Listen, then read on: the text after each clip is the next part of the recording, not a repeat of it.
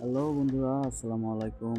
বুনো কবুতর প্রেমিক চ্যানেলটিতে আপনাদেরকে স্বাগতম। আজকে হচ্ছে দুইটা মিলি কবুতর দেখতে পাচ্ছেন। এই দুইটা কিন্তু অনেক সুন্দর কোয়ালিটির।